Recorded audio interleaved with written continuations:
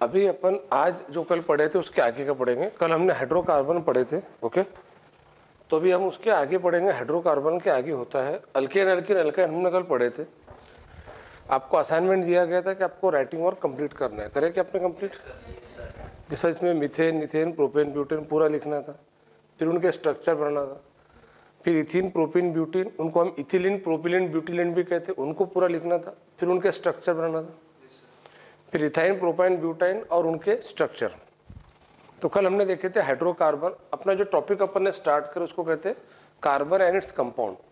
तो carbon and its compound में जो पहला आर्टिकल अपन पढ़ रहे हो वो हाइड्रोकार्बन है। हाइड्रोकार्बन माने ऐसे कल अपन ने जो लिए थे, पहले मैं रिवाइज करता हूँ। कल हमने देखे थे केमिस्ट्री क्या होता है। Chemistry is a branch of science which deals with the study of composition, structure and transformation of matter. फिर केमिस्ट्री के अंदर अपने कहते हैं इनऑर्गेनिक, ऑर्गेनिक, फिजिकल। तो उसमें से अपन ने ऑर्गेनिक केमिस्ट्री स्टार्ट करे थे, इसको केमिस्ट्री ऑफ कार्बन कहते हैं, केमिस्ट्री ऑफ हाइड्रोकार्बन कहते हैं, chemistry of hydrocarbon and their derivatives कहते हैं। फिर उसमें हाइड्रोकार्बन को लेके अपन ने स्टार्ट करे थे hydrocarbon are the compound which contain hydrogen as well as carbon. Hydrocarbon के दो टाइप होते हैं, एक होता है ओपन चेन, दूसरा होता है क्लोज चेन। ओपन चेन में पहला और आखिरी कार्बन आपस में नहीं मिलते हैं। क्लोज चेन में पहला और लास्ट कार्बन आपस में मिल जाते हैं, टच कर लेते हैं तो क्लोज हो जाता है, लाइक हार के जैसा। तो ओपन चेन हाइड्रोकार्बन को ही एलिफेटिक हाइड्रोकार्बन कहते हैं। और क्लोज चेन हाइड्रोकार्बन के और दो टाइप है, एरोमेटिक और साइक्लिक। फिर वो जो ओपन चेन हाइड्रोकार्बन है जिनको एलिफेटिक हाइड्रोकार्बन कहते हैं, इसके अंदर दो टाइप होते हैं, सैचुरेटेड हाइड्रोकार्बन, अनसैचुरेटेड हाइड्रोकार्बन। जो सैचुरेटेड हाइड्रोकार्बन इसका एग्जाम्पल अल्केन है, ये हम कल की रिविजन ले रहे हैं। और जो अनसैचुरेटेड हाइड्रोकार्बन, इनके दो एग्जाम्पल है, अल्कीन और अल्काइन। अल्केन में कार्बन कार्बन सिंगल बॉन्ड होता है और अल्कीन में डबल बॉन्ड होता है कार्बन कार्बन, अल्काइन में कार्बन कार्बन ट्रिपल बॉन्ड। और general molecular formula CnH2n+2, CnH2n, CnH2n-2। Alkane को पैराफिन्स भी कहते हैं because of their less reactivity. Alkyne को ओलिफिन्स कहते हैं because they form oily compound when they react with halogen like bromine और chlorine. Alkyne को एसिटिलीन्स भी कहते हैं क्योंकि उसका पहला मेंबर एसिटिलीन कहलाता है, तो एसिटिलीन्स कहते हैं उसको। अल्काइन का जो पहला मेंबर है वो इथाइन है जिसका नाम एसिटिलीन भी है। और अल्केन का सफिक्स ANE है, अल्कीन का ENE है, अल्काइन का YNE है ना, ANE, ENE, YNE। तो अल्कीन का जो ENE है ना वहाँ पर हम YLENE भी लगा सकते हैं। एंड अल्कीन के जो member ethyne, propyne, butyne, pentyne, hexyne, आप उनको इथिलीन, प्रोपिलीन, ब्यूटिलीन, पेंटिलीन, हेक्सिलीन करके भी पढ़ सकते हैं। अब मैं आपके सामने थोड़ा सा आगे चल रहा हूँ इस टॉपिक को लेके। हम आज बेटा आइसोमेरिज्म ये वाला आर्टिकल देखेंगे। मैं डायरेक्ट थोड़ा बढ़ा दे रहा हूँ आगे अल्केन के अंदर, जो आपके सिलेबस के अंदर भी पूछे जाते हैं। देखो आइसोमेरिज्म में पॉइंट क्लियर कर लो, आइसोमर्स ये बर्जेलियस नाम के साइंटिस्ट ने बताई हुई टर्म है। आइसोमर का मतलब होता है अगर एक ही कंपाउंड एक से ज़्यादा फॉर्म में दिखाई देता हो, मतलब उसका मतलब कंपाउंड डिफरेंट है, मॉलिक्यूलर फार्मूला सेम होना चाहिए। जैसे आपने नाम सुना होगा इथिल अल्कोहल यानी कि इथेनॉल, नाम सुनिए कि कभी, और डाइमिथिल ईथर, ये दोनों अलग अलग कंपाउंड है बट दोनों का मॉलिक्यूलर फार्मूला सेम है। मतलब अगर दो डिफरेंट कंपाउंड हो बट उनका मॉलिक्यूलर फार्मूला सेम हो तो उसको आइसोमर्स कहते हैं। और अगर एक ही एलिमेंट हो उसके फॉर्म अलग अलग हो तो उसको एलोट्रॉप कहते हैं। तो एलोट्रॉप एक अलग चीज़ होती है और आइसोमर एक अलग चीज़ होती है। जैसे कार्बन के 3 फॉर्म है, डायमंड, ग्राफाइट, फुलरिन, तो ये उसके एलोट्रॉप्स हो गए। और जो मैं बात कर रहा हूँ इथेनॉल और डाइमिथिल ईथर, ये एक दूसरे के आइसोमर हो गए। समझाते वक्त बोर्ड पे ध्यान दिया करो बेटा, इधर इधर इधर, और थोड़ा अटेंटिव मोड में बैठा करो बैच के अंदर आपको। हाँ, 3rd रो 2nd नंबर, तो अटेंटिव मोड में। नाश्ता वास्ता करें ना, अभी अपने क्लास गैप मिला था ना आपको 5-10 मिनट के। मैंने कल ही बताया था आपको कि आप साथ में हल्का सा ब्रेकफास्ट लेकर आया करो। कंटिन्यू 4 घंटे पढ़ते आप, पढ़ने की आदत नहीं है इतना ऑनलाइन क्लास होने की वजह से। अब स्कूल ऑनलाइन शुरू है कि ऑफलाइन शुरू है? कब तक शुरू है बोल नहीं सकते। अभी मेरे ख्याल से सिर्फ 10th और 12th ही ऑफलाइन शुरू है ना अभी। बाकी सब घर पे ऑनलाइन चले गए। तो आइसोमर यानी कि ऐसे कंपाउंड जिनका मॉलिक्यूलर फार्मूला सेम है बट कंपाउंड डिफरेंट है। द कंपाउंड हैविंग सेम मतलब मॉलिक्यूलर फार्मूला और different structural formula are called as isomers. चलो बोर्ड पे ध्यान दो। आइसोमर्स की मैं डेफिनेशन बता रहा हूं। The compound having same molecular formula, the compound having same molecular formula but different structural formula.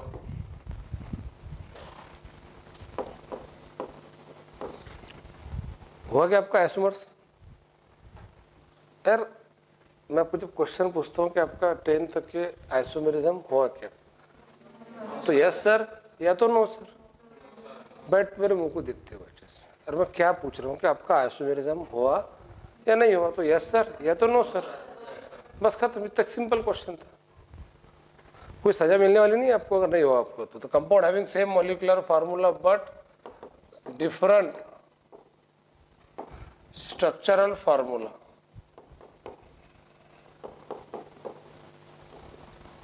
Are called as isomers of each other, and उसके स्टडी को आइसोमेरिज्म कहते हैं। अब मैं अगर पूछूं आपको कभी कि भैया आइसोमर किसे कहते हैं, ऐसे कंपाउंड डिफरेंट रहेंगे बट उनका मॉलिक्यूलर फार्मूला सेम रहेगा, मॉलिक्यूलर फार्मूला सेम रहेगा बट स्ट्रक्चरल फार्मूला डिफरेंट रहेगा। तो structural formula different in different aspect रह सकता, कभी भी कार्बन की चेन में डिफरेंट रह सकता तो उसको चेन आइसोमर कहते हैं, कभी फंक्शनल ग्रुप की पोजीशन डिफरेंट रह सकती तो उसको पोजीशन आइसोमर कहते हैं, कभी फंक्शनल ग्रुप ही डिफरेंट रह सकता उसको फंक्शनल आइसोमेरिज्म कहते हैं, कभी अल्किल ग्रुप के अक्रॉस फंक्शनल ग्रुप की पोजीशन डिफरेंट रह सकती है उसको मेटामेरिज्म कहते हैं, कभी कभी ऑप्टिकल रोटेशन डिफरेंट रह सकता है उसको ऑप्टिकल आइसोमेरिज्म कहते हैं, कभी कभी ट्रांसफर ऑफ प्रोटॉन के जैसे दो फॉर्म क्रिएट हो सकते हैं उसको कीटो इनॉल टॉटोमेरिज्म कहते हैं, टॉटोमेरिज्म कहते हैं, कीटो इनॉल आइसोमेरिज्म, कभी कभी डबल बॉन्ड के अक्रॉस में ग्रुप्स की अरेंजमेंट डिफरेंट रह सकती है उसको ज्योमेट्रिकल आइसोमेरिज्म कहते हैं। मतलब आपको ये समझ में आ रहा होगा, कभी कार्बन कार्बन के ट्विस्टिंग होने से भी डिफरेंट फॉर्म बन सकते हैं, उनको कन्फॉर्मेशनल आइसोमेरिज्म कहते हैं। ये सब आपके सिलेबस में है और आपको आइसोमेरिज्म ये 10th में है, ये होना चाहिए था, पर चलो ठीक है अपन ले लेंगे इनको। तो मैंने जो पॉइंट बताया ना आपको, आइसोमेरिज्म करके एक चैप्टर है आपका 11th के अंदर, नीट और जेईई में एक क्वेश्चन हर साल इस पर पूछा जाता, ठीक है। मतलब ये बहुत ही इंपॉर्टेंट टॉपिक है, ये समझ लो अपन जो पढ़ रहे हो उस पर बहुत आगे पढ़ना है आपको, तो एटलीस्ट बेस लाइन तो पता होना चाहिए कि भाई अगर कोई पूछे कि आइसोमर्स किसे कहते हैं, तो compound having same molecular formula but different structural formula are called as isomers of each other, are called as isomers of each other and the phenomena is called as isomerism. और isomer के study को हम क्या कहते हैं, isomerism कहते हैं। Definition जरा इंटेंसिटी के साथ पढ़ो क्लास के अंदर, चलो पढ़ो, एक स्पीड के साथ पढ़ना है, आगे पीछे नहीं पढ़ना है, और अच्छी आवाज के साथ पढ़ना है। The compound having same molecular formula are called as isomers of each other and the phenomena is known as isomerism, यानी the study of isomer is known as isomerism. तो आइसोमेरिज्म यानी कि आइसोमर्स का स्टडी, और isomers यानी ऐसे compound जिनका molecular formula same है बट स्ट्रक्चरल फार्मूला डिफरेंट है। अब मॉलिक्यूलर फार्मूला कैसे निकालते हैं, बहुत सिंपल है। देखो मैं आपके सामने एक कंपाउंड लिख रहा हूँ, CH3 bond CH2 bond CH2 bond CH3, ये मैंने आपके सामने कंपाउंड लिखा। इधर एक और कंपाउंड लिख रहा हूँ दूसरे कलर में, देखो CH3 बॉन्ड CH, ऊपर बॉन्ड CH3, आगे बॉन्ड CH3। चलो अपन एक गेम खेलेंगे। अब इसमें अपन गिनेंगे कार्बन कितने, हाइड्रोजन कितने, छोटे बच्चों को खेलेंगे। चलो बताओ कार्बन कितने हैं, शाबाश क्या बात है, वेरी गुड। हाइड्रोजन कितने हैं, 10। तो क्या इसका मॉलिक्यूलर फार्मूला C4H10 है? और क्या आपने ये कंपाउंड C4H10 का लिखे आपके रजिस्टर में? क्या रिश्ता है कार्बन का हाइड्रोजन के साथ, ये हाइड्रोजन का कार्बन के साथ, तो हाइड्रोजन 10 है जो कार्बन 4 के डबल में 2 मिला के आए, तो डबल प्लस 2 रहा तो अल्केन रहता है। मतलब ये जो बच्चा है ये अल्केन खानदान का है। अरे समझ में आ रहा है ये? जरा मुंह मत हलाया करो, जरा यस सर नो सर बोलते रहा करो जरा, बच अबे बैल करते हैं सर, देखा तो बैल को देखना, खाना खाते जब बैल कभी खाना घास वास खाता ना, देखना तो मुंह से बोला करो यस सर या तो नो सर। क्या ये फार्मूला अल्केन का है? हाँ शाबाश। अब गर्दन को थोड़ा संभालो और मुंह से बोलना शुरू करो। बोले सर ये है ना, ये जो कंपाउंड है बेटा इसका नाम एन ब्यूटेन है, इसको एन ब्यूटेन कहते हैं। देन इसमें कार्बन गिनो, हाइड्रोजन गिनो, 3 और 3 6 और 3 9 और 1 10। तो इसके अंदर भी तो कार्बन 4 हाइड्रोजन 10 है, मतलब ये भी तो यही है। बोले सर ये अमरेंद्र बाहुबली, ये महेंद्र बाहुबली, ये आइसोब्यूटेन है, it is isobutane.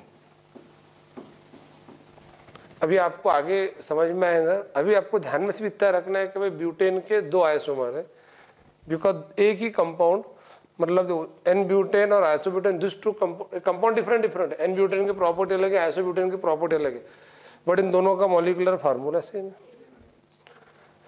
Sir molecular formula कैसे निकलते? उस कंपाउंड में जितने भी एलिमेंट हैं उन एलिमेंट को एक साथ एक के बाद लिखना और उनके नंबर ऑफ एटम्स उनके बॉटम में लिखना।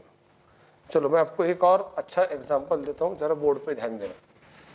C2H5 बॉन्ड OH, बेटा इसका नाम इथेनॉल है ना, ये जो बेवड़े लोग यही पीते रहते, ठीक है। और ये जो कंपाउंड है CH3 bond O bond CH3, इसका नाम बेटा डायमिथिल ईथर है, it is dimethyl ether.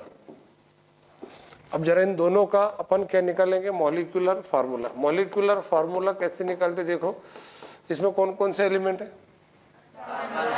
Carbon, hydrogen, oxygen. अरे ये तो बोल सकते हैं ना अपन कार्बन हाइड्रोजन ऑक्सीजन है। कार्बन कितने हैं? 2। शाबाश। हाइड्रोजन कितने हैं? 5 और 1 6। ऑक्सीजन 1। इसका भी निकालो molecular formula. Carbon, hydrogen, oxygen. Carbon 1 और 1 2, हाइड्रोजन 3 और 3 6। मैं जानबूझ के वो सिंपल टॉपिक से आपको समझा रहा हूँ। इसमें मैंने आपको इंट्रोडक्शन तो बताया कि आइसोमेरिज्म कितना डिटेल पढ़ना है आप लोग कर। मैं आपको सिंपल एग्जांपल दे रहा हूँ। क्या इन दोनों कंपाउंड के नेम अलग अलग है? क्या दोनों कंपाउंड की प्रॉपर्टी अलग अलग है? लोग इसको पीते, इसको नहीं पीते। ये इथेनॉल है, ये डायमिथिल ईथर है, अलग अलग कंपाउंड है, बट क्या दोनों का मॉलिक्यूलर फार्मूला सेम है? तो इनको भी आइसोमर्स कहेंगे। तो ये दोनों एक दूसरे के क्या हो गए? और आपको इतना तो पता होगा अल्कोहल एक फंक्शनल ग्रुप है और ईथर भी एक फंक्शनल ग्रुप है। तो इनमें जो स्ट्रक्चर के अंदर डिफरेंट आ रहा है, वो मेन डिफरेंस कहाँ पर आ रहा कि ये जो डिफरेंट इन स्ट्रक्चर जो इसमें आ रहा है वो फंक्शनल ग्रुप में आ रहा है। तो ये पर्टिकुलर आइसोमेरिज्म का फंक्शनल आइसोमेरिज्म ये टाइप कहलाएगा। मतलब डिफरेंस कहाँ पर आ रहा, इस टॉपिक पर से उसके अलग अलग आइसोमेरिज्म के नाम दिए जाते।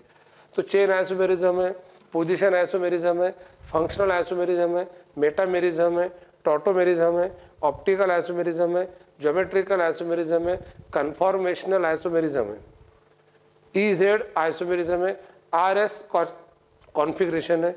इतने डिफरेंट टाइप के आइसोमेरिज्म आपके सिलेबस में है और इन सब का बाप एक ही चीज आइसोमेरिज्म। मतलब चाहे कुछ भी हो जाए, मॉलिक्यूलर फार्मूला सेम होना, स्ट्रक्चरल फार्मूला डिफरेंट होना। अब स्ट्रक्चरल फार्मूला डिफरेंट जिस मोड पे रहेगा वो उसका नाम पड़ जाएगा। जैसे इन दोनों के अंदर डिफरेंस कहाँ पर है, तो इन दोनों में डिफरेंस है फंक्शनल ग्रुप में।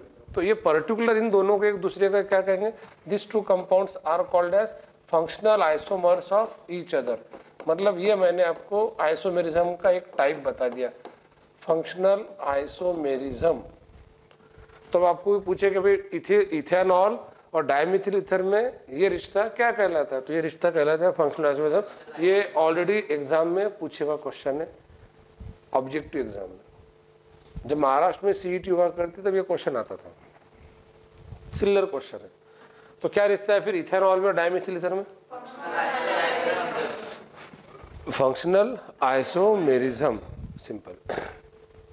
तो एक बोले सर फिर ये जो अपन ने पढ़े इनके बीच का ये भी तो आइसोमेरिज्म है। हाँ, अब एक बात बताओ, क्या इसमें कार्बन अब एक कार्बन को लेके दूसरे कार्बन तक के नंबरिंग करते हुए चलो। मैं आपको एक जबरदस्त चीज सिखा रहा हूँ नोमेनक्लेचर की, जरा बोर्ड पे ध्यान देना रे। चलो बोलो, नंबरिंग आता ना?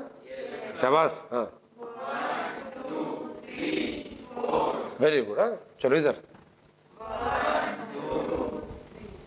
अब यहाँ आने के बाद क्या करना, बोले सर एक तो ऊपर जा सकते, बट ऊपर भी जाने का टाइम नहीं है, आगे जा सकते। एक तो ऊपर या तो आगे। चलो सर अगर अपन आगे चले गए तो फिर ऊपर नंबर कैसे देंगे अपन, नहीं देते। अगर नंबरिंग कंटिन्यूअस करना पड़ता, और नंबरिंग कंटिन्यूअस करने के बाद रिपीटेशन नहीं करते। ऐसा नहीं है कि 1 2 3 फिर वापस आ जाएंगे 4, बोले सर अपन वापस नहीं आएंगे, ये इधर से कूदी मार के जाएंगे, बोले ऐसा नहीं करते आता। नहीं तो मेरे ख्याल बच्चे बोले 1 2 बोले 3, बोले सर ऊपर से नीचे मारना आसान है कूदी, ऐसा भी नहीं करते। नहीं तो कुछ बच्चे बोले 1 2 3 4, कैमरे लगे हुए हैं, है ना, ऐसा नहीं कर सकते, ये तो छोटे धंधे हो गए। अरे समझ में आ रहा है मैं क्या कहना चाहता हूं? मतलब इन शॉर्ट ये कि ये किसी भी कंडीशन में साइड में छूटने वाला है, कंटिन्यूअस नंबरिंग नहीं मिल रही। ऐसा जब होता है कि जब कार्बन के एक एंड से दूसरे एंड पर आप नंबरिंग कर रहे और कोई कार्बन नंबरिंग में नहीं आ रहा, छूट जा रहा है, उसको ब्रांच कार्बन चेन कहते हैं, और ये अनब्रांच कार्बन चेन है। अगर ये एस्पेक्ट में डिफरेंस आता हो तो इस रिश्ते को चेन आइसोमेरिज्म कहते हैं, क्योंकि यहाँ पे फंक्शनल ग्रुप तो कोई है ही नहीं, ये भी अल्केन है ये भी अल्केन है, ऐसा तो नहीं कि ये अल्केन है और वो अल्कीन है करके, ऐसा नहीं है, दोनों अल्केन है। लास्ट अभी हमने जो ये एग्जांपल देखे थे, यहाँ पे ये अल्कोहल था और ये ईथर था, तो यहाँ पे डिफरेंस क्या में आ रहा था, फंक्शनल ग्रुप ही अलग अलग था। और इसके अंदर क्या हो रहा है, तो इसके अंदर ये हो रहा है कि इसमें कार्बन की चेन में डिफरेंस आ रहा। अब that is called they differ in the chain of carbon atom. इस वर्ड को पकड़ के चलो, मतलब ये दोनों कंपाउंड में डिफरेंस क्या में आ रहा है, दे डिफर इन द। यार आप है ना बहुत ही डल बैच दिखते मेरे को, मतलब मैं जब बोलता हूँ तो एक्सपेक्ट दैट के फटाफट आप उस चीज को कॉपी करो जो मैं बोल रहा हूँ। थोड़ा एक्टिव बनो जरा, सालों घर से खा पी कर आया करो, नहीं तो फिर मैं आपकी बैच लूंगा नहीं, फिर किसी और सबको दे दूंगा बैच लेने के लिए। अपनी छोटी सी रिक्वायरमेंट होती है कि बच्चों ने बोर्ड पे ध्यान देना। मैं आपको होशियार बच्चे समझ के पढ़ा रहा, एकदम नालायक समझता फिर ये टॉपिक नहीं पढ़ाता था आपको, फिर आप वही पढ़ते जो आपके 10वीं बुक में दिया हुआ है, वहाँ पहुँच जाएंगे अपन। एक्चुअली मैंने जो एग्जाम्पल उठाया ना, ये आपके 10th बुक में ही दिखाऊंगा आपको। ब्यूटेन के 2 आइसोमर है, पेंटेन के 3 आइसोमर है, हेक्सेन के 5 आइसोमर है, हेप्टेन के 9 आइसोमर है, डीकेन के 75 आइसोमर है, पर आपको सिर्फ ब्यूटेन और पेंटेन नहीं पढ़ना है। तो वो तो मैं डायरेक्टली बोल सकता हूँ बेटा ब्यूटेन के 2 आइसोमर है, चलो बोलो 10 बार ब्यूटेन के 2 आइसोमर है, तो वो हो जाता रेक्टिफिकेशन। मैं वो आइसोमेरिज्म का टाइप बता रहा आपको कि कौन से टाइप का आइसोमेरिज्म हो, वो चेन आइसोमेरिज्म है, क्योंकि इन दोनों में जो डिफरेंस है वो कार्बन की चेन में फर्क आ रहा है।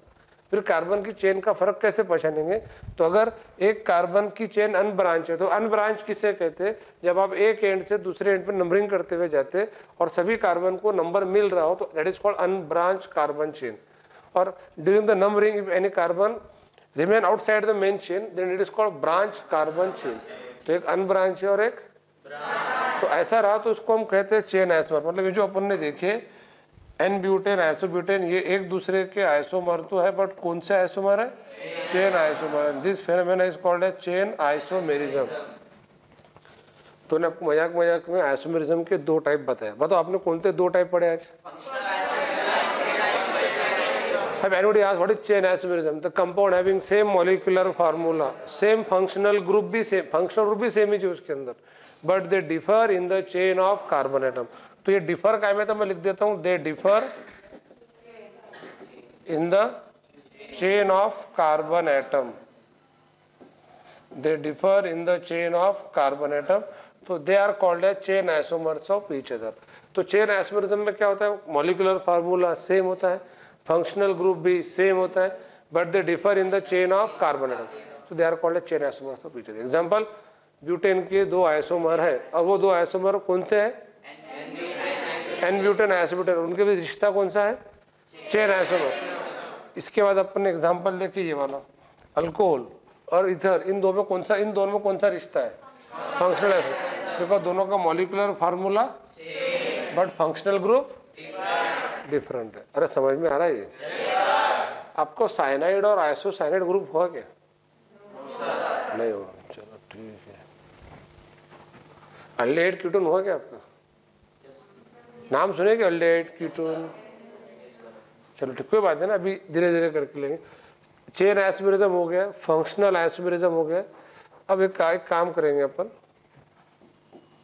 CH3 बॉन्ड CH2, ये थोड़ा सा आपके लिए जरा हेवी हो जाएगा पर फिर भी बता दे रहा हूँ। और ये अगला कंपाउंड है CH3 bond CH bond OH bond CH3। देखो भले ही आपको इसका नाम पता ना हो बट आपको इसमें का कंसेप्ट समझाते। इसको कहते हैं N प्रोपिल अल्कोहल, इसको कहते हैं आइसोप्रोपिल अल्कोहल। ये 1 प्रोपेनॉल है, ये 2 प्रोपेनॉल है, जो मैं आपको आगे पढ़ाऊंगा कैसे नाम दिया मैंने इसके, ठीक है। थोड़ी देर के लिए आप ये समझो OH ग्रुप जो है बेटा ये फंक्शनल ग्रुप है जिसको हम अल्कोहल कहते हैं। तो जब OH रहेगा मतलब समझ जाना वो कंपाउंड क्या है, अल्कोहल है। देखो ऊपर इसमें भी OH था क्या, नहीं, अल्कोहल। अब OH ग्रुप ये एक सर फंक्शनल ग्रुप क्या होता है? फंक्शनल ग्रुप हर कंपाउंड की प्रॉपर्टी को डिफाइन करता है। अपना चौथे पांचवें लेक्चर में फंक्शनल ग्रुप आ जाएगा। अभी आपका दूसरा लेक्चर चल रहा, तो दूसरे लेक्चर के हिसाब से अपन ने पहले लेक्चर में पूरा हाइड्रोकार्बन पढ़े जो मैंने भी रिवाइज करा, और फिर अपन ने भी आइसोमेरिज्म हल्का सा स्टार्ट करे। मुझे आपको हालांकि आज सिर्फ 2 ही पॉइंट पढ़ाना था, पता है कौन से? 3 पॉइंट। ब्यूटेन के 2 आइसोमर है, पेंटेन के 3 आइसोमर है, और जो अल्कीन में ब्यूटीन आता है उसके भी 3 आइसोमर है, 1 ब्यूटीन, 2 ब्यूटीन, आइसोब्यूटीन। पर इसके साथ साथ मैंने आपको हल्का सा आइसोमेरिज्म का टच दे दिया कि ऐसे कंपाउंड जिनका मॉलिक्यूलर फार्मूला सेम होता है बट स्ट्रक्चरल फार्मूला डिफरेंट होता है उनको आइसोमर्स कहते हैं। इसको बर्जेलियस ने बताया था आइसोमेरिज्म को। और आइसोमेरिज्म डिफरेंट टाइप्स के हैं जिसमें से अपन ने आज चेन आइसोमेरिज्म देखे, फंक्शनल आइसोमेरिज्म देखे, और पोजीशन आइसोमेरिज्म मैं भी आपको बता रहा हूँ। पोजीशन आइसोमेरिज्म में ये जो कार्बन हाइड्रोजन को छोड़कर एक नया प्राणी दिख रहा है इसमें, कौन? OH group. तो OH ग्रुप क्या है? फंक्शनल ग्रुप है। तो OH ग्रुप जिस कार्बन को अटैच है, हमने इसको नंबरिंग करे तो नंबरिंग क्या रहा? 1 ये 2 ये 3। नंबरिंग हमेशा एक एंड से दूसरे एंड पे की जाती है, ऐसा बीच में से नहीं की जाती। देखा था बच्चा बोलेगा, बोले सर OH ग्रुप ना ये कार्बन को अटैच है, बोले इसको नंबर 1 दे दो, ऐसा नहीं चलता। Numbering is always given from 1 end to another end. मतलब अगर आप फॉर एग्जांपल ये लाइन है रोड, तो इसमें अगर समझो बीच के इसमें अगर प्रधानमंत्री या मुख्यमंत्री का रिश्तेदार भी बैठा रहा तब भी आपको लड्डू इधर से बांटना पड़ेगा, समझे। जस्ट इमेजिन को एक लाइन में 10 बच्चे बैठे हुए हैं, बीच में एक आधा बड़े लीडर का रिलेटिव्स बैठे हुए हैं, और समझो कोई उनको काजू कतली खिलाने के लिए आया और बांट रहा, भाई चलो किसी खुशी में बांट रहे हो, बोले चलो वापस से लॉकडाउन लग गया। अरे समझ में आ रहा है ये तो। फिर बच्चे पेड़े पे बोले, अब बोले अब आपको भी उम्मीद दिख रही है कि हो सकता अपनी बोर्ड की एग्जाम कैंसिल हो जाएंगी। बोले 10वीं और 12वीं के बच्चे इस उम्मीद पे जी रहे कि मेरे करण अर्जुन आएंगे। समझ में आ रहा है? मतलब बोर्ड की एग्जाम जो होंगी वो कैंसिल होंगी। ऐसा कुछ होने वाला नहीं है। लास्ट ईयर गलती से हो गया था जिसकी सजा अभी तक की भुगत रहे बच्चे। कितने मीम्स मैंने देखा ना, 10वीं बगैर पास हुए जो बोर्ड की एग्जाम बच्चे आ गए, तो इतने परसेंटेज बने बच्चों के जिनके खानदान में आज तक की नहीं बना होगा किसके कभी। मतलब 10वीं के पिछले साल के जो अभी जो बच्चे 11वीं में आपके सीनियर्स 95%, 96%, और बच्चे भी इतने ईमानदार कि उस परसेंटेज का भी स्टेटस रखते जो बगैर एग्जाम दिए लिए करके, और पेरेंट्स भी एक दूसरे को विश करते, वाह भाई, मतलब सब ऑल इज वेल काम चल रहा है। तो भाई ये समझो एक लाइन में 10 बच्चे बैठे हुए हैं, ठीक है। अब उसमें बीच में एक आधा कोई PM का CM का रिलेटिव बैठा, तब भी रूल ये होता है कि एक एंड से दूसरे एंड पे नंबरिंग करना है। हाँ ये कर सकते हैं कि भाई सपोज देखो मैं ये समझा रहा हूँ कि भाई ये है, हाँ 1 2 3 4 5 6 7 8 9 10, और सपोज वो यहाँ है, ये है वो, कौन है ये? हाँ CM PM का रिलेटिव है सपोज। तो अब अगर अपन ने उधर से लड्डू बांटे तो इसको लेट मिलेगा, तो भाई ठीक है चलो CM PM का रिलेटिव है तो फिर इधर से बांट दो। बोले क्यों? बोले इसका नंबर जल्दी आएगा। तो नंबरिंग का ये जो रिलेटिव है ना CM PM, ऐसा कुछ नहीं है, ये है फंक्शनल ग्रुप। अरे भाई ले क्या भाई क्या है? देखो ये क्या है? फंक्शनल ग्रुप है। जरा मैं बोलता हूँ भाई रहेगा तो सोच के बोला करो, बच्चे इतने खुशी से यस सर बोलते जैसे मानो बिल्कुल बोले सर आपने एकदम दिल की बात बोल दी। बोले सर तो फंक्शनल ग्रुप जो है ये कौन है? फंक्शनल ग्रुप है। तो फंक्शनल ग्रुप जिस सपोज ये इधर से है तो ये नंबरिंग की लेफ्ट साइड होती है और ये नंबरिंग की राइट साइड होती है। देखो this is left side and this is right side.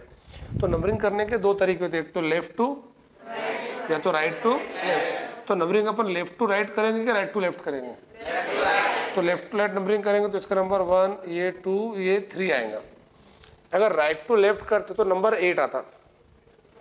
देखो ना, ये 1 2 3 4 5 6 7 8, तो फिर इसके वो जान पे आए तो बोले मेरा नंबर 8वां रहा।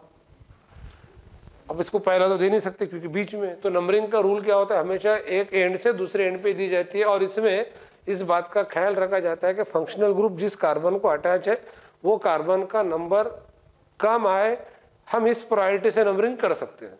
तो ये हो गए दो रूल कि numbering is always given from one end to another end, and numbering is given from the end which is nearer to the functional group. यानी नंबरिंग आप उस एंड की तरफ से देंगे जो फंक्शनल ग्रुप को पास में पड़ता है। ये देखो, ये OH ग्रुप इस कार्बन को अटैच है। आप नंबरिंग किधर से भी करके देख लो, आपने नंबरिंग इधर से करे तो 1 2 3, उधर से करते तब भी 1 2 3। तो क्या दोनों साइड से फंक्शनल ग्रुप जिस कार्बन को अटैच है उसका नंबर सेम आ रहा? हाँ, अगर ऐसा रहता इधर से इसका नंबर 2 आता, उधर से नंबर 3 आता, तो अपन नंबरिंग लेफ्ट टू राइट करते। Very good. अब आपको नंबरिंग का रूल समझ में आ गया? अरे समझ में आया? एक बात बताओ, OH ग्रुप जिस कार्बन को अटैच है उसका नंबर कितना है? OH ग्रुप जिस कार्बन को अटैच है उसका नंबर कितना है? अब इन दोनों का आप क्या निकालो बेटा? मॉलिक्यूलर फार्मूला निकालो। तो इसका मॉलिक कार्बन 1 2 3, कार्बन 3, हाइड्रोजन 8, ऑक्सीजन 1। अबे 3 और 2 5 और 2 7, और ये हाइड्रोजन ये 8, तो C3H8O। उधर निकालो 1 2 3, 3 और 3 6 7 8। तो क्या इन दोनों का मॉलिक्यूलर फार्मूला सेम आया? सेम है। बट क्या भला एक मिनट, क्या इन दोनों में फंक्शनल ग्रुप भी सेम है? फंक्शनल ग्रुप सेम है। अबे इसमें OH है, उसमें भी OH है। ऐसा है क्या इसमें OH है उसमें SH है करके? नहीं, तो OH OH है। फिर फर्क कहाँ पर है? OH की जो पोजीशन है वो बदल रही है, यानी फंक्शनल ग्रुप की सर पोजीशन मतलब क्या होता है? OH ग्रुप यानी फंक्शनल ग्रुप जिस कार्बन को अटैच है वो नंबर बदल रहा। वो नंबर यहाँ पे 1 है और वहां पे 2 है। तो अगर ऐसे कंपाउंड हो जिनका मॉलिक्यूलर फार्मूला फंक्शनल ग्रुप भी बट फंक्शनल ग्रुप की पोजीशन, उसको पोजीशन आइसोमर कहते हैं। अरे बोलो ना। हाँ, तो अपन ने कितने टाइप का आइसोमेरिज्म पढ़े आज?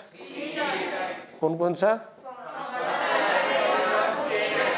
पहले चेन, फिर पोजीशन, फिर फंक्शनल। तो सीक्वेंस अगर ध्यान में रखे तो पहले आपने पढ़े चेन आइसोमेरिज्म, फिर पोजीशन आइसोमेरिज्म, ये दूसरा होता है। तीसरा होता है फंक्शनल आइसोमेरिज्म। तो ये 3 टाइप का आइसोमेरिज्म मजाक मजाक में पढ़ लिया आपने। ना व्हाट इज चेन आइसोमेरिज्म? ऐसे कंपाउंड जिनका मॉलिक्यूलर फार्मूला सेम है, फंक्शनल ग्रुप सेम है, बट कार्बन की चेन में डिफरेंस है। They differ in the chain of carbon atom are called as chain isomers. The compound having same molecular formula, same functional group, but they differ in the position of functional group are called as position isomers. और functional उसमें तो नाम में दिया हुआ है, the compound having same molecular formula but different functional group, उसमें functional group ही क्या होता है? different होता है। सर वैसे इसका नाम क्या? चलो नाम मैं बता देता हूँ, 1-प्रोपैनॉल कहते हैं इसको। ये ऐसा क्यों हो ये आपको आगे समझ में आएगा। तो इसको क्या कहेंगे? 2-प्रोपैनॉल। तो 1-प्रोपैनॉल एंड 2-प्रोपैनॉल एक दूसरे के क्या है? आइसोमर्स। तो हाईवे पर कौन से आइसोमर्स है? तो आपको आइसोमेरिज्म ये वाला आर्टिकल समझ में आया? फिर अब बताओ ब्यूटेन के कितने आइसोमर है? नाम क्या है? एन ब्यूटेन का फार्मूला पढ़ो। अरे वो तो मॉलिक्यूलर फार्मूला हो गया। फार्मूला मतलब वो पढ़ना है CH3। देखो मैं आपको ना ऑर्गेनिक केमिस्ट्री में केमिस्ट्री के फार्मूले पढ़ने की कला बताता। सिंपली पढ़ना है CH3 bond CH2 bond CH2 bond CH3। बच्चे ना बोले CH3 CH2 CH2 CH, हवा में लटके हुए कि तो बॉन्ड पढ़ना ना, बॉन्ड पढ़ना में शर्म क्या है? इतनी पढ़ना है बॉन्ड। हाँ अब ये इसको पढ़ते हो CH3 बॉन्ड CH, वर बॉन्ड CH3, समोर बॉन्ड CH3। अतः वर खाली, वर समोर, ऊपर आगे, अप फॉरवर्ड। तो मेरे ख्याल से क्योंकि महाराष्ट्र में रहते हैं अपन, तो CH3 बॉन्ड CH, वर बॉन्ड CH3, समोर बॉन्ड CH3। अब मुझे मालूम है बच्चों बड़े ऐसी आती है, पढ़ने का तरीका तो ऐसी होता है। आप ऊपर आगे पढ़ सकते, CH3 बॉन्ड CH, ऊपर बॉन्ड CH3, आगे बॉन्ड CH3 पढ़ सकते। तो उससे क्या होता है, अगर मैं ऐसा बोलूँगा CH3 बॉन्ड CH, तो आपको समझ में आता मैं कैसे, मेरे फार्मूले बोलने से आपके दिमाग में उसका पिक्चराइजेशन होना चाहिए, विजुअलाइजेशन होना चाहिए। मतलब मेरा CH3 बॉन्ड CH, वर बॉन्ड CH3, आपको समझ में आने, ऊपर बॉन्ड CH, समोर बॉन्ड CH3। अगर मैं ऐसा बोलता हूँ CH3 बॉन्ड C, वर बॉन्ड CH3, खाली बॉन्ड CH3, समोर बॉन्ड CH3, तो पिक्चराइजेशन होना चाहिए। मैंने नियोपेंटेन बताया आपको, दिस इज नियोपेंटेन। अरे समझ में आ रहा है कि? तो अब मैं अगला जो बताऊंगा, अब आपको एक असाइनमेंट दे रहा हूं।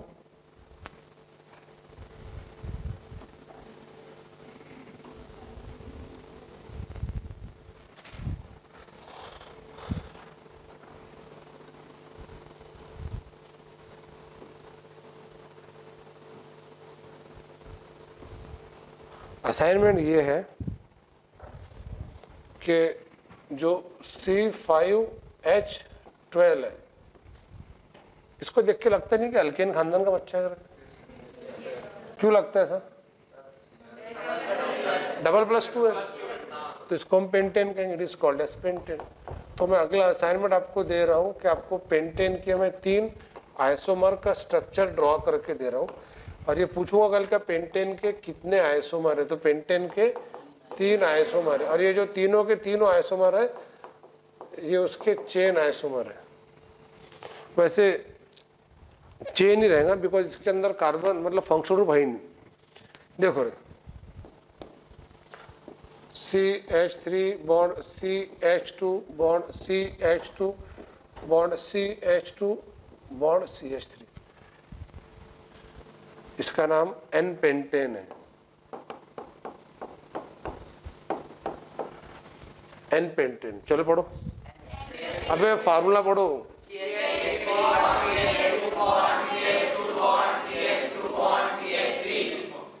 अगेन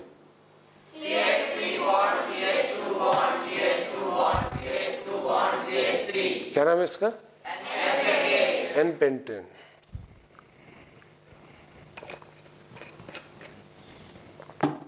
दूसरा CH3 बॉन्ड CH, ऊपर बॉन्ड CH3, आगे बॉन्ड CH2 और बॉन्ड CH3, इसको आइसोपेंटेन कहते हैं। कौन सा पेंटेन कहते हैं? और इधर CH3 बॉन्ड C, ऊपर बॉन्ड CH3, नीचे बॉन्ड CH3 और आगे बॉन्ड CH3, उसको नियोपेंटेन कहते हैं। It is called as neopentane. तो पेंटेन के कितने आइसोमर है? कौन कौन से आइसोमर है? तो जैसा मैंने ये ड्रॉ किया, आपको सेम ऐसा का ऐसा 10 बार लिख के आना है बस। ये पूरा का पूरा एज इट इज, और फिर ये होगा 1 बार, फिर 2 बार, फिर ऐसा 10 बार लिखना है। अगर समझ में आ रहा है ये? अब देखो मैं क्या करता हूँ, अभी हमने बैक स्लाइड पे देखे थे N ब्यूटेन आइसोब्यूटेन, तो मैं उसके स्ट्रक्चर ड्रॉ कर रहा हूँ, जरा देखना। CH3 bond CH2 bond CH2 bond CH3, इसको देखो और इसको देखो तो ऐसा लगता सिर्फ एक CH2 बढ़ गए। तो अगर N ब्यूटेन समझ में आ गए आपको, तो एक CH ब्यूटेन के बाद में क्या आता? पेंटेन। तो N ब्यूटेन में एक CH2 बढ़ा दो, N पेंटेन, और CH2 बढ़ा दो, N हेक्सेन। तो सारा खेल एक CH2 का है। मतलब मैंने आपको टेक्निक बताया, आप N butane, N pentane, N hexane, N heptane, N octane, N nonane, N decane, N undecane, N आयको, N डू डिकेन से लेके N आयकोसेन तक के निकाल सकते हैं। अरे समझ में आ रहा है ये क्या है? ये N ब्यूटेन है,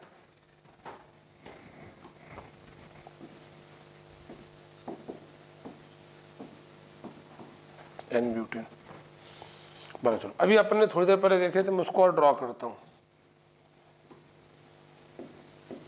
हाँ, CH3 बॉन्ड CH, ऊपर बॉन्ड CH3, आगे बॉन्ड CH3। अभी थोड़ी देर पहले आपने देखे थे ये आइसोब्यूटेन है करके, अरे देखे थे क्या अपन ने? अब इसको देखो और इसको देखो, तो इसमें सिर्फ ये CH2 बढ़ गए। थोड़ी देर के लिए इसको बीच में से हटा दो, ये बन जाएगा। तो और अपना आइसोब्यूटेन ध्यान में रखे तो आप सभी आइसो अल्केन के स्ट्रक्चर बना सकते हैं। मतलब आइसोपेंटेन बन गए। तो what is the structure of isohexane आप बना सकते हैं। इसमें एक और CH2 बढ़ा दो, बढ़ाओ ना फिर CH3,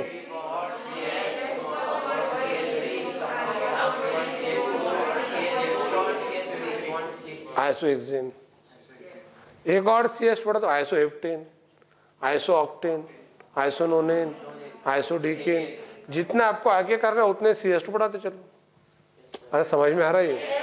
मतलब अपन ने N ब्यूटेन ध्यान में रखे तो सभी N अल्केन ध्यान में, मतलब N ब्यूटेन से सभी N अल्केन निकालते हैं, N पेंटेन, N हेक्सेन, और आइसोब्यूटेन से सभी आइसोपेंटेन, आइसोहेक्सेन, आइसोहेप्टेन, आइसोऑक्टेन। अरे कला समझ में आ गई क्या ये?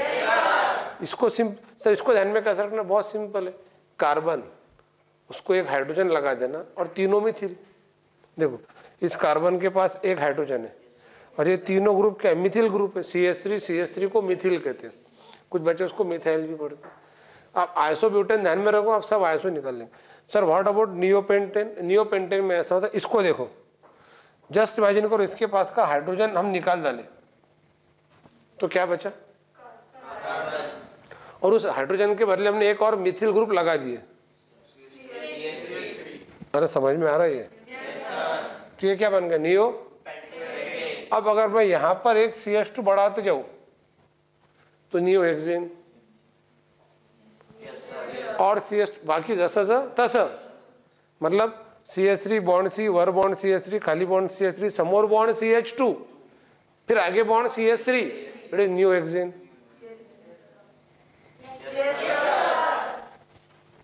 तो ऐसा लगता नहीं ये दोनों खरबरे बहुत ही कलाकार है करके। देखो इस पर से ये बन जाता, इस पर से यहाँ अगर CH2 बढ़ा दिए तो ये बन जाता, और ये हाइड्रोजन को निकाल के CH3 लगा दिए तो ये बन जाता।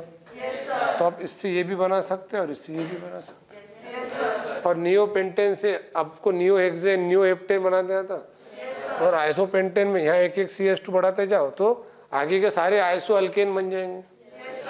अब एक बात बताओ, मुझे आइसो ऑक्टेन का स्ट्रक्चर बनाना है। काय का? आइसो। तो ऑक्टेन मतलब कार्बन कितने हो गए? 8। यहाँ कार्बन कितने? 5। मतलब मुझे इसमें और 3, अबे 3 CH2, मतलब यहाँ एक है और 3 CH2। चलो पढ़ो।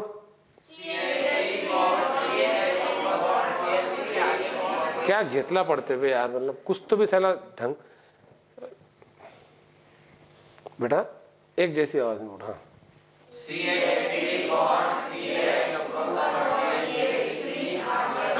CH2 bond CH2 bond CH2 bond CH2 bond CH3। अयो भाई एक CH2 रह गया था ना पढ़ना, तो बॉन्ड CH3। मुझे पता है आप सब लोग अलग अलग स्कूल से करके, आपको नहीं पता क्या ये इनकी बाकी बच्चों की पढ़ने की स्पीड और क्या फ्रीक्वेंसी, पर मैच करना पड़ेगा। तो ये मैंने बताया। तो आपका होमवर्क ये है कि आपको ये जो इतना लिख के दिया, ये सब पेंटेन के 3 आइसोमर घर से 10 बार ड्रॉ करके आना चाहिए। और ये दोनों किसके आइसोमर है? ब्यूटेन के। तो ये भी आपको 10 बार लिखना है कि ब्यूटेन के 2 आइसोमर है। लेकिन यहाँ लिख सकते हैं अपन ब्यूटेन C4H10, इसके ये 2 आइसोमर N ब्यूटेन और, तो ये भी 10 बार लिखना है। मतलब कल आपको ये आना चाहिए नेक्स्ट सैटरडे में कि ब्यूटेन के ये 10 आइसोमर है और ब्यूटेन के ये 2 आइसोमर है, ये 10 बार लिखना है। और पेंटेन के 3 आइसोमर है। और आपको स्ट्रक्चर बोलते आना चाहिए। इधर बोर्ड पे ध्यान देगा। येलो शर्ट समझे। कौन से स्कूल से आप? कहाँ से? थोड़ा समझाया था ना, बोर्ड पे ध्यान दिया करो, जरा सावधान पोजीशन बैठो। मैंने आपका पहले दिन है क्या आज का? हाँ, इसलिए तो पता नहीं फिर। तो ये ब्यूटेन के 2 आइसोमर हो गए और पेंटेन के 3 आइसोमर हो गए, और मैंने इसके अलावा चेन आइसोमेरिज्म, पोजीशन आइसोमेरिज्म और पोजीशन आइसोमेरिज्म तो बहुत ही आसान है, जिसमें फंक्शनल ग्रुप की पोजीशन ही डिफरेंट होती है। फंक्शनल आइसोमेरिज्म में फंक्शनल ग्रुप ही डिफरेंट होता है, और चेन आइसोमेरिज्म में दे differ in the chain of carbon atom. ये सारी नोट्स आपको पीडीएफ बोल के मिल जाएंगी। अगले सैटरडे संडे आपका फिर लेक्चर रहेगा। अभी आपको नेक्स्ट सैटरडे आना है शाम में 4 बजे, 4 से 8 आपका लेक्चर रहेगा, और संडे के दिन सवेरे 8 से 12। अब कल बहुत सारे बच्चे ऐसे भी थे जो आज सवेरे नींद में से नहीं उठे, है ना, तो बोगस 1 नंबर की फिर वो, क्योंकि दे मिस दिस टॉपिक। और बोले सर हम ऑनलाइन पढ़ रहे होंगे, तो ऑनलाइन तो आपको पढ़ने चाहिए आगे भी, अभी मौका है तो ऑफलाइन पढ़ लो, फिर आगे चल ये भी बंद होगा फिर ऑनलाइन पढ़ना पड़ेगा। तो अगर बच्चा ऑफलाइन में 2-4 बार 5 बार क्लास करता है तो उसको टीचर के साथ फ्रीक्वेंसी मैच हो जाती। तो जो बच्चे कल ऑफलाइन आए थे, मुझे पता है मेरे पास कल की प्रेजेंट इनके आज प्रेजेंट लिए नाम लिख ले इनके सबके, कल के जैसे नाम लिख लो सबके, तो हमारा समझ में आ जाएगा कल कौन प्रेजेंट था, आज कौन एब्सेंट और आज नए है। तो कितने बच्चे नए हैं आज? तो आज 7 बच्चे एब्सेंट है, और 7 में से किसी का भी कोई वैलिड रीजन नहीं होगा सिवाय नींद के। उठना जान पा रहा हूँ सब।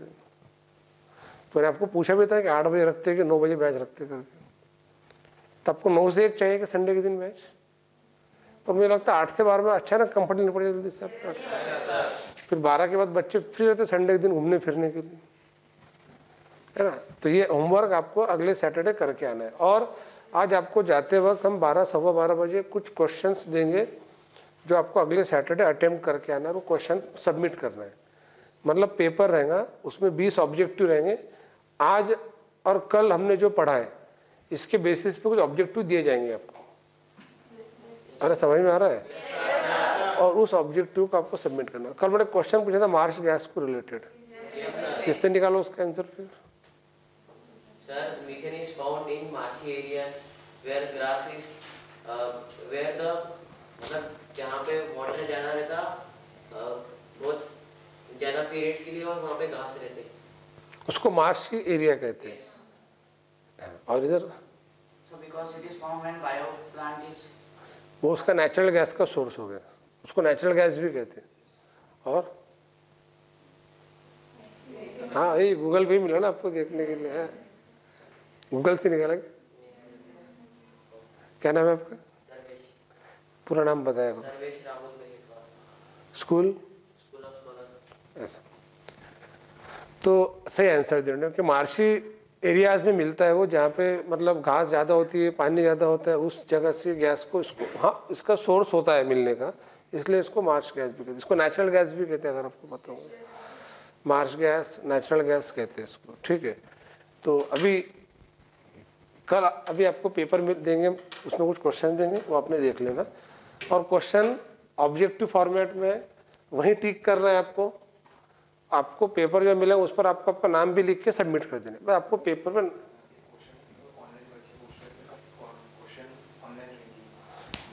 ये पेपर जो हम यहाँ दे रहे हैं वो ऐप पे भी अपलोड करने वाले हैं। तो जिन बच्चों ने, सबने ऐप इंस्टॉल करे क्या आपने?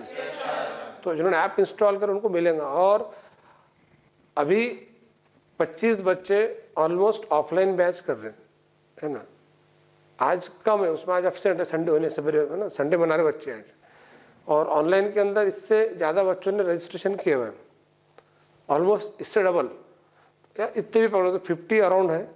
तो मेरी ऐसी इच्छा है कि अगले सैटरडे शाम में 4 बजे हर बच्चे के, मैं अगले सैटरडे संडे, देखो क्या हो रहा है, बच्चों को पता ही नहीं है कि अपने पे क्लासेस शुरू होगी करके और क्या है करके। जस्ट इमेजिन करो आप अगर क्लास पे नहीं रहते तो आप भी ये टॉपिक मिस कर देते थे पढ़ना फिर। और ये सारा टॉपिक आपका आगे का है, और 10th के अंदर भी इसमें बहुत सारा पोर्शन है। तो मैं आपको अगली फेज समझा के दूंगा ना, तो आपको लगेगा आपको जो दिया हुआ कितना सिंपल दिया हुआ है करके, कुछ भी नहीं। तो समय लगेगा, मतलब कल 1 घंटा और आज 1 घंटा, मतलब 2 घंटे के अंदर अपन आपका पूरा साल भर कैसे, तो मतलब यहाँ से लेकर आगे 2-3 महीने अपन कंटिन्यू वीकली 2-2 दिन, वीकली 2-2 दिन पढ़ेंगे।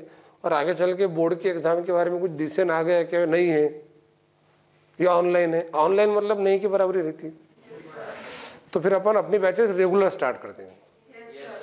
मतलब समझ में आएगा, 10th का बैरियर हट गया करके, तो ये आपके लिए ज़िंदगी का एक बहुत बड़ा टर्निंग पॉइंट रहेगा, क्योंकि नीट और जेईई में बहुत कंपटीशन है, आपको नहीं पता इस बारे में, और कितना टफ सिलेबस और कितना पढ़ना पड़ता है, और कहाँ कहाँ कैसे कैसे बच्चे पढ़ते।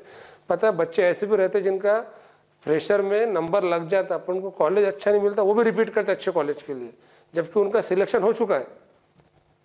जैसा अगर किसी को सपोज जीएमसी मेडिकल कॉलेज मिल गया, अपन उसको एम्स का कॉलेज चाहिए, तो फिर रिपीट करता हूँ। और ऐसे मोर देन 500 स्टूडेंट रहते हैं जो ऑल इंडिया के रैंकर्स रहते बाद में आगे जाके। और अपने यहाँ तो ऐसा अगर नंबर लग गया तो वो कोई भी कंडीशन में छोड़ना नहीं चाहता, बोले जो भी मिल गया ले लो। पर बच्चे ऐसे भी रहते हैं जिनका ऑलरेडी अच्छे मेडिकल कॉलेज मिलते हैं, उनको वन रैंक अच्छे कॉलेज में चाहिए, यानी इनको स्टेट का अच्छा कॉलेज मिल गया, उनको देश का अच्छा कॉलेज चाहिए। तो ये ऐसे भी स्टूडेंट्स हैं, और वो सब आगे चल के आपके कम्पिटिटिव रहते हैं। तो उसके हिसाब से आपकी प्रिपरेशन बहुत कमज़ोर है। अभी आप जो पढ़ रहे हैं आपको थोड़ा सा टाइम लग जाएगा पढ़ने की स्ट्रैटेजी समझने के लिए। जब आप 2 4 5 लेक्चर हमारे कर लेंगे तो समझ में आ जाएगा कि आप पढ़ाने का तरीका कैसा है। अदर सब्जेक्ट समझ में आ रहे हैं आपको क्लास के अंदर के? तो हर बच्चे ने कम से कम, मैं अगले सैटरडे संडे, अलग ये डेमो लेक्चर दिए थे अपन ने फ्री, बच्चे कर सकते थे, तो ये 2 दिन का डेमो हमने क्लास के अंदर नहीं बताए थे, पेरेंट मीटिंग के अंदर। तो बच्चों को पता ही नहीं कि डेमो फ्री है, मैसेज डाले तो बच्चे प्रॉपर उसको पढ़ते नहीं, सीरियसली लेते नहीं। तो जितने भी स्टूडेंट्स क्लास के अंदर प्रेजेंट है, तो मेरी एक छोटी सी ऐसी इच्छा है कि अगले 2 दिन और मैं फ्री करूँगा, ताकि बच्चों को समझे कि क्लास में पढ़ाया क्या जा रहा करके।